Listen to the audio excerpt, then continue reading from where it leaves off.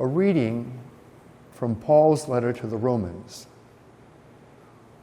We know that creation is groaning in labor pains even until now. And not only that, but we ourselves, who have the first fruits of the Spirit, we also groan within ourselves as we wait for adoption, the redemption of our bodies. For in hope we were saved. Now hope that sees for itself is not hope. For who hopes for what one sees?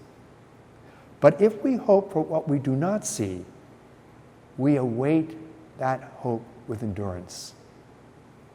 In the same way, the Spirit too comes to our aid, particularly in our weakness. For we do not know how to pray as we ought, but the Spirit itself intercedes with inexpressible groanings.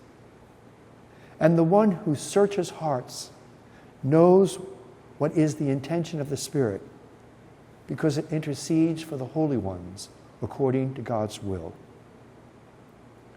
We know that all things work for good for those who love God, who are called according to his purpose. The word of the Lord. Thanks be to God.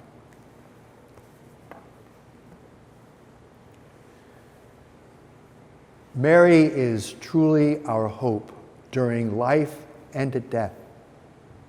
Mary, the Mother of God, is filled with divine graces and blessings. St. Bonaventure says that the name of Mary cannot be spoken without bringing some grace to the one who does so devotedly. Since hope is the flower of faith, we're able to say that Mary's hope grew from her faith. As her faith was tried, so was her hope. For instance, Mary showed how great was her trust in God when she realized that Joseph, not realizing the cause of her miraculous conception, was troubled and considered divorcing her quietly. Naturally, we would think it's important that she tell Joseph, but she chose to abandon herself to the divine will, trusting that God would defend her innocence and her reputation. Again, the confidence of Mary in divine providence was shown when she and Joseph had to flee to Egypt. On that very night, she undertook that long journey to a strange and unknown country without provisions, without money, accompanied on by her infant son and her poor spouse. But she showed even greater confidence at the wedding feast of Cana.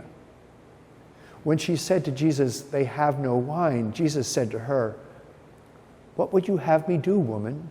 My hour has not yet come." Despite what seemed a refusal, she simply instructed the servants to do whatever her son told them to do, trusting that the favor she was seeking would be granted.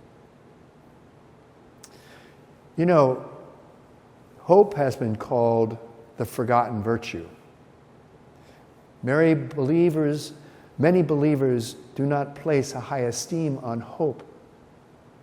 They forget that hope ranks among the unique trio of virtues, which are called theological, because they affect the union of the soul with God. For hope, faith, and love all go together.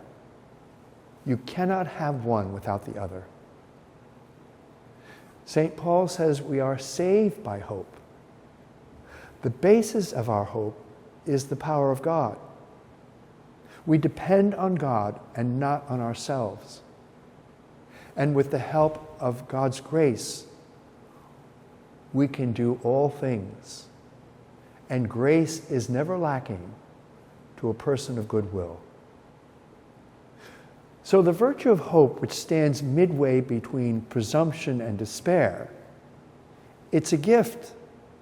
It's a gift that we ask of Mary, our Mother Perpetual help. With her help, we will live our lives with the assumption that those who love God in all things work together for the good. What stands in the way of hope abiding in us is our excessive self-consciousness. We're too worried about the possibility of failure, the possibility of criticism and rejection by others. It's so easy for us to become discouraged. I remember a retreat master once said that the one who keeps looking in the mirror will find good reason to become discouraged. If we think less of ourselves and fix our attention on the things of God, we shall be better able to overcome trials and temptations.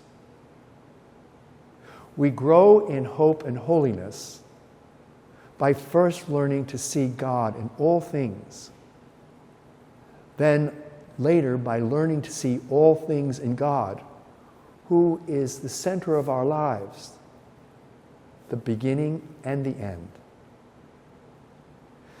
St. Teresa of Avila advises us well when she says, "Contemplate God and be at peace." So I encourage you, visit the Blessed Sacrament and receive the Eucharist as often as possible. This is God's gift of hope and immortality.